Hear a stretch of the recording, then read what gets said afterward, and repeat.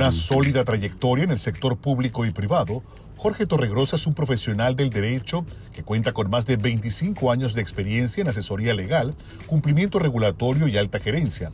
Fue además asesor legal de importantes consultoras.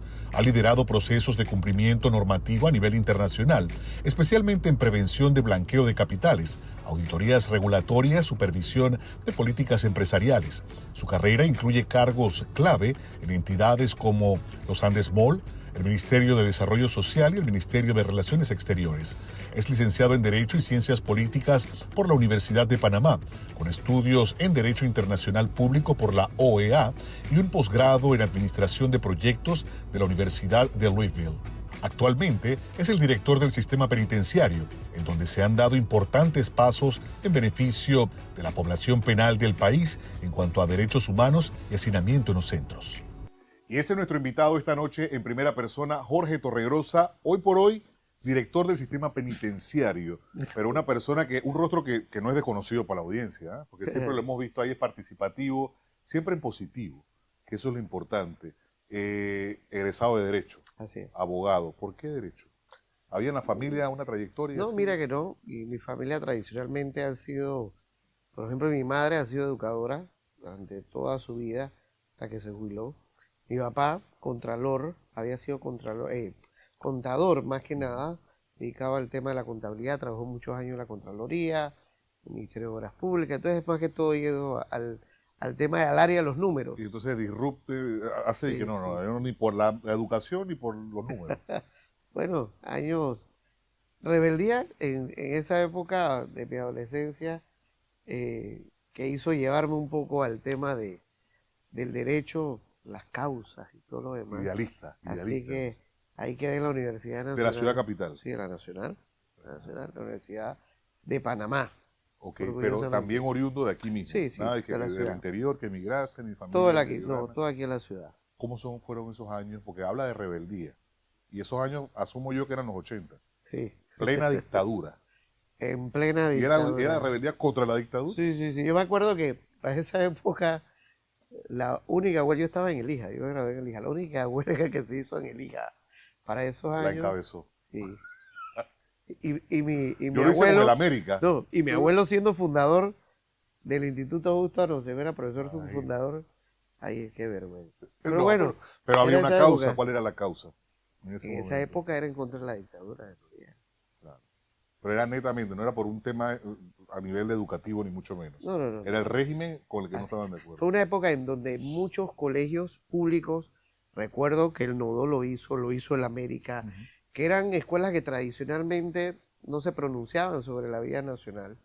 Y en esa época, que no fue del año 88 por ahí, ya empezaron a salir a protestar. Y era poco usual porque eran colegios públicos que no tenían ese perfil como revolucionario. Ese perfil como el instituto, menos. como el arte y oficio, etcétera. Es más, recuerdo que creo que hasta la profesional salía en esa época. Entonces fueron años que ya los jóvenes estaban tomando conciencia de lo que estaba sucediendo en esa época. Y hubo muchas desapariciones de jóvenes en esa época. O sea, era difícil. Yo me imagino que para la familia era preocupante. Preocupante. Entonces, pero sí ya los jóvenes estaban teniendo un poco más de conciencia de lo que estaba sucediendo políticamente en el país. Cuando tú decides estudiar Derecho, había algo que decía, sí, la rebeldía, la época, pero había algo que, por ejemplo, hay gente que se identifica con situaciones de violencia contra la mujer, o el tema de familia, o el tema penal en sí. ¿Había algo que motivaba sobre todo?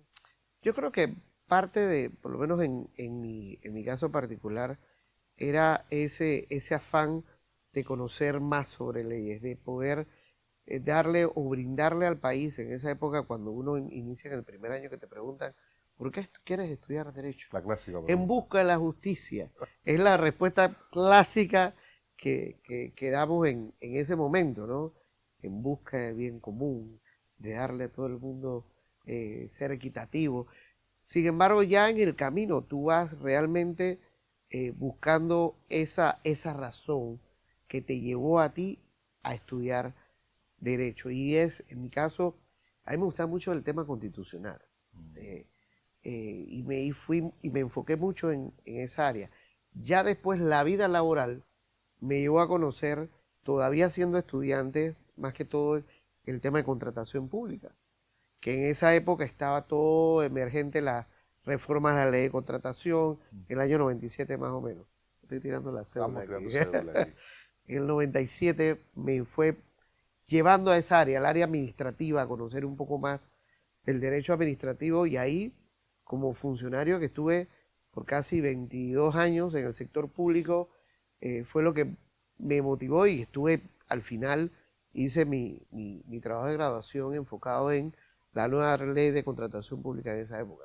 Y en ese momento en el que sí, como decía, habían cambios importantes, había ya, bueno, reformado el Estado luego de un periodo oscuro, difícil, con la dictadura. Políticamente, ¿hubo intención o había simultáneo a esa época de joven esa motivación política o no Sí, surgía? claro, y en ese andar de esos aquellos años de joven, por supuesto que uno empieza a incursionar políticamente, a dar sus primeros pasos. Sin embargo, más que todo dentro del activismo, no tanto desde el punto de vista electoral. Mm. Y tú y yo que nos conocemos hace muchos años, yo nunca he aspirado a puesto político, porque siento que a mí me gusta mucho más trabajar detrás, de poder generar, de poder aportar en cuanto a experiencia, Mm. qué sé yo, y nunca me ha alentado ese tema de poder incursionar electoralmente hablando en una campaña política. Sí he Siempre, trabajado campañas políticas, ujú, desde esa época he trabajado en muchas campañas políticas, sin embargo, más no que como nada, candidato, no como sino candidato. apoyando obviamente el movimiento. Y ya después como vocero. Claro, en esa época de uno prepararse académicamente a nivel superior y demás, siempre hay alguien que lo inspira. ¿Hay algún profesor que se recuerde, que ya sea que o hacía la vida imposible y tocaba aprender, o que era de los que no era tan fáciles, pero era coloquial? Yo recuerdo mucho al doctor César Quintero, en paz descanse, que en esa época tuve el privilegio de estar en una de sus clases de Derecho Constitucional. Y eran personas que te inspiraban, pero te exigían. O sea, son las personas que te hacían, de alguna manera u otra, plantearte del por qué estás ahí, ¿no? Hay otros, un poco más nuevos, como el doctor Zamorano, fue magistrado de la Corte de Derecho Procesal, que él sí te llevaba al límite, pero realmente tú sentías que estabas aprendiendo, que tenías un propósito. Y Derecho Procesal General, recuerdo muchísimo que él, de hecho, yo era uno de los primeros que me agarraba y Torrerosa, Para que te hacía participe. recordar la clase anterior. Entonces, alguien que siento yo que tenía esa vocación y de inspirarte a aprender. Y esos retos son los que uno agradece con el Así tiempo. es. Vamos a irnos a la primera pausa, Jorge. Al volver, vamos a hablar de cómo llega esta posición actualmente como director del sistema penitenciario, que no es un puesto nada fácil, pero que tiene un momento como tranquilo. Hay algo interesante que está pasando y vamos a conocer un poquito de qué se trata. Vamos a la pausa en primera persona y volvemos de inmediato junto a Jorge Torregrosa esta noche.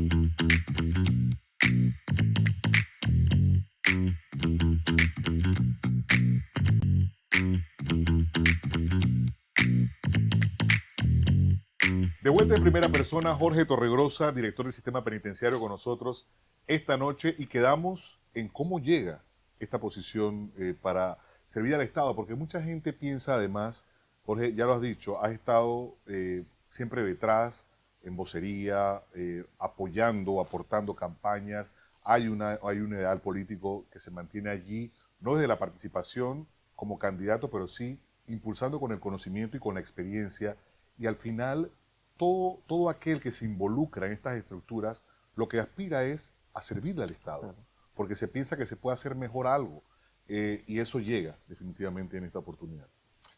Te voy a tratar de hacer la historia corta. A ver, Cuando iniciamos este gobierno, esta gestión de gobierno, yo entro como asesor de la señora ministra Inosca Montano. En ese interín se da el fallecimiento de la amiga Mariela Jiménez, estaba a cargo de la dirección del sistema penitenciario. En ese momento se da la disyuntiva de quién asume una de las direcciones Más difícil. más difíciles y que tenía ya la ministra un proyecto dirigido al sistema. En ese momento, ella se me acerca y me dice, Jorge, por temas de confianza, me gustaría que tú asumas de forma interina Interina. la dirección del sistema penitenciario. Esa primera vez le dije que no. ¿Por qué? Primero, yo desconocía por completo el área penal. Eso tiene su gente, eso tiene su grado de especialidad. Claro. Y que en esa parte yo no tenía la había experiencia. incursionado en ese tema. Obviamente el primer, señor Chuleta, esto es un tema que va a ser complicado.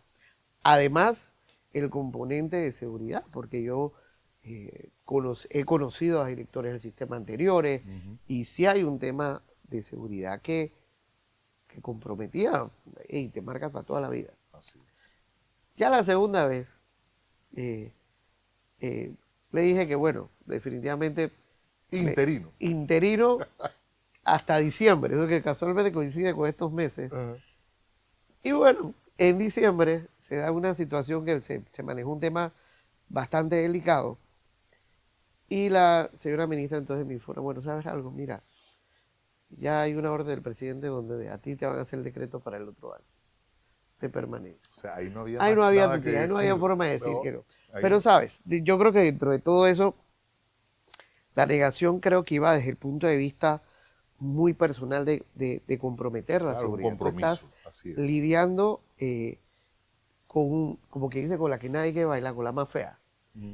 Sin embargo, el enfoque, la visión que tiene la ministra con respecto al sistema penitenciario me sacó de esa zona de confort y que me llevó y me ha llevado hasta el día de hoy a desarrollar su proyecto más valioso, proyecto estrella, que es el sistema penitenciario y las transformaciones que se han hecho al sol de hoy, que ya inclusive la población ha hecho un cambio como de switch, de enfocar el sistema en temas positivos, como anteriormente se veía que solamente eran temas de violencia, Reyerta, de reyertas, de masacres Así es. y de situaciones de los cuales hasta Incluso violaciones de derechos humanos. por supuesto. Entonces, el enfoque que se le ha dado, la visión que tenemos hoy y que nos ha llevado a desarrollar, por ejemplo, hoy la inauguración del primer centro industrial del sistema penitenciario, y yo leo las redes sociales,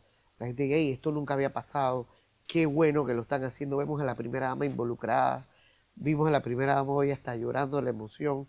Entonces son las cosas que a uno le dice, hey, yo creo que vamos por buen camino y que creo que ha sido la mejor decisión que he tomado. Hoy por hoy. Arriesgo, pero es hoy por hoy la mejor decisión que he tomado. ¿Cuál fue el reto principal? Porque en sí todo el sistema es complicado. ¿Qué fue lo que cuando llegaste al puesto dijiste, aquí tengo que prestar atención? ¿O esto va a ser lo más difícil? Yo creo que el tema interno de la seguridad. Y Que se divide en dos. Y Porque todavía hay uno que domina la policía, sí. que es la parte perimetral externa, ¿no? Y sabes que acabas de poner un tema súper interesante, porque una de las cosas que no se tenía, o que históricamente había habido discordancia, era en articular con la seguridad externa, en este caso la Policía Nacional.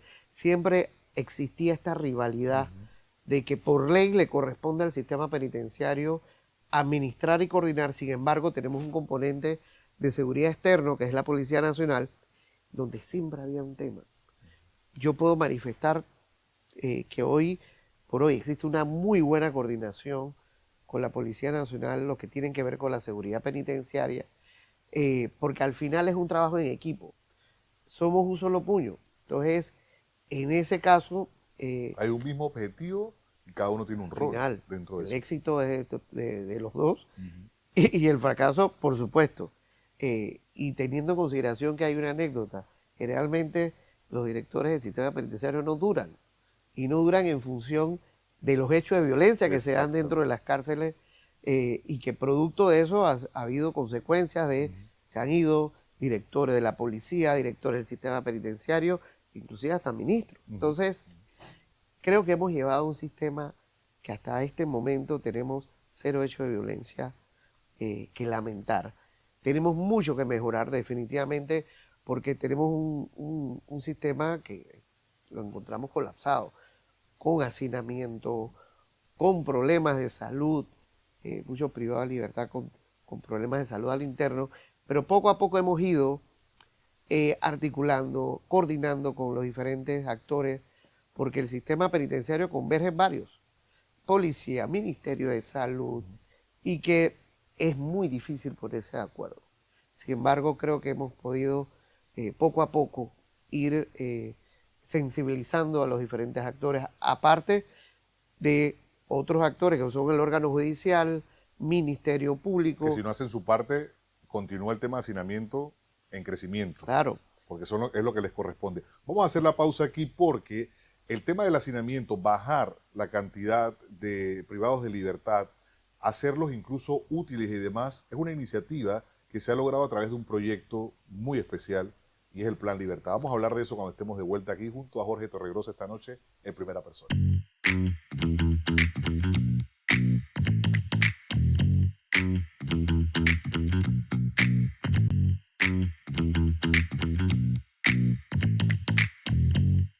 De vuelta en Primera Persona junto a Jorge Torregrosa, director del Sistema Penitenciario, esta noche entendiendo no solamente o conociendo parte de su trayectoria, sino cómo ha tenido que agarrar este toro por los cachos, como se dice coloquialmente, a una institución o a una instancia dentro del Ministerio de Gobierno que no es sencilla, que no es fácil.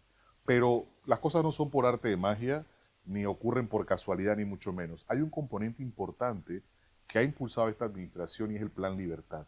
Sin esto, difícilmente hoy se podría hablar de esa, no podemos decirle calma, pero de ese orden que se mantiene y que impera en este momento dentro del sistema, salvo situaciones que siempre van a existir. Hablemos del Plan Libertad. ¿Qué compone este proyecto y todo lo que se ha avanzado hasta la fecha? El Plan Libertad nace con el espíritu y la intención de poder brindarle, uno, a los privados de libertad, ese espacio de trabajo extramuro con mano de obra calificada y que se ha estado replicando a lo largo de los 17 centros penitenciarios a nivel nacional, que les permita a ellos poder salir a hacer trabajo extramuro, poder conmutar parte de sus penas y que adicionalmente a eso tiene un componente humano en donde ellos se le ha trabajado con un grupo psicosocial en donde ellos ya tienen ese componente que les permite a ellos valorar, porque son privados de confianza, les permite salir, respirar. Y a mí, yo siempre cuando hablo del Plan Libertad me recuerda muchísimo el día que lo hicimos el lanzamiento con más de 500 privados de libertad. Y habían, por ejemplo, privados de libertad de la Mega Joya, que tenían 12 años, que no sabían, no veían la calle.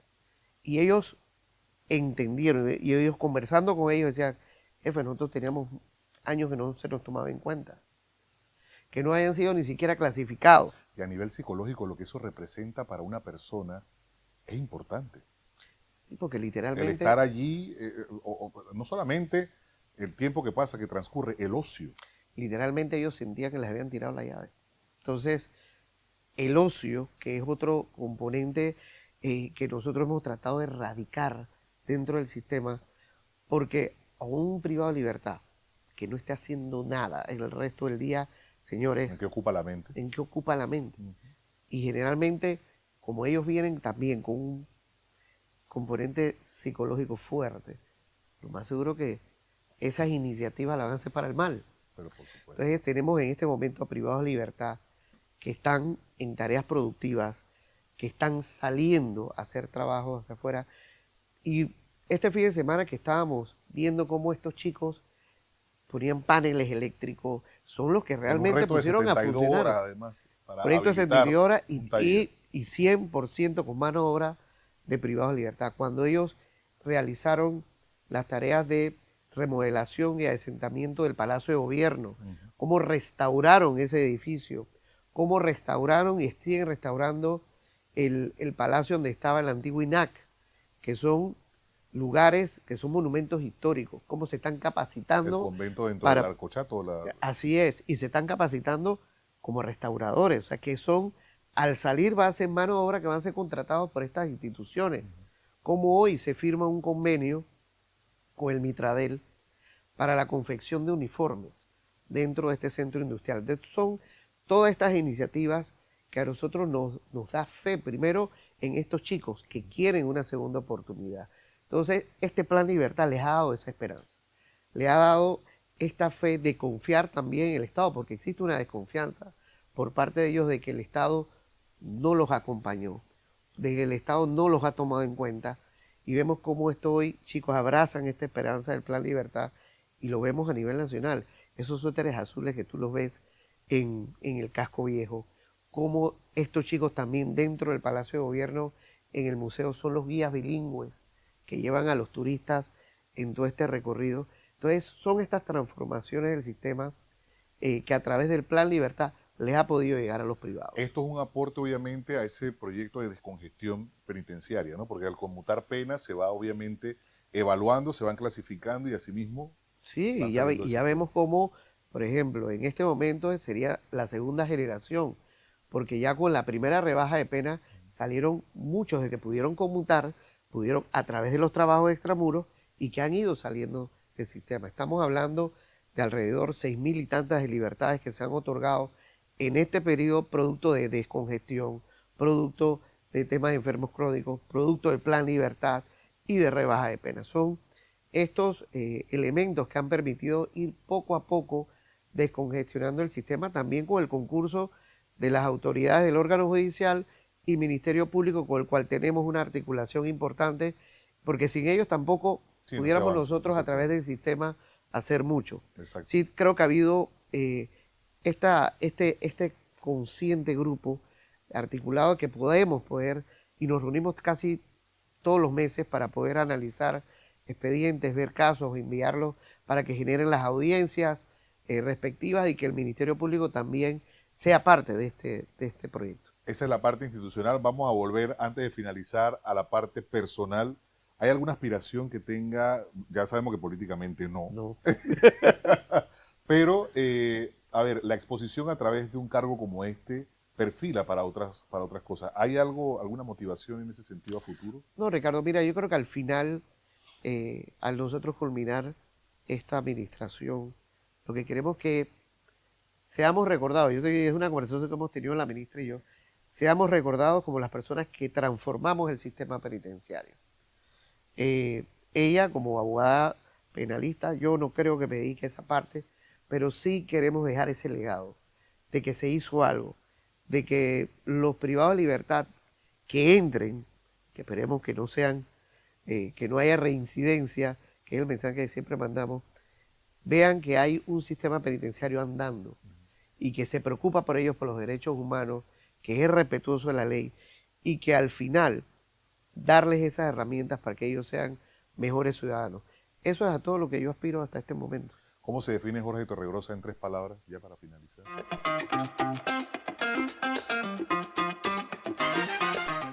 Una pregunta dura. Una pregunta bien dura. Boca. ¿Cómo me defino? Creo que saliendo de aquí como mejor persona, espero yo, porque realmente es un cargo que sí ha tocado la fibra más profunda con respecto a mirar a los privados de libertad de otra manera, de conversar con ellos, de tener yo interactúo con ellos, yo soy un director que siempre está en los centros y conozco las realidades y las vivo también. Entonces yo creo que esa parte, esa zona de confort que uno al cual estuvo acostumbrado, creo que al final va a ser una de mis grandes enseñanzas cuando termine. Y ahora que decía Jorge aquello que la ministra mencionaba de dejar ese legado, al final le escuché una vez a ella decir, es que yo vuelvo a ser abogada penalista. Y no puede ser que pasó por allí y al final no pasó nada.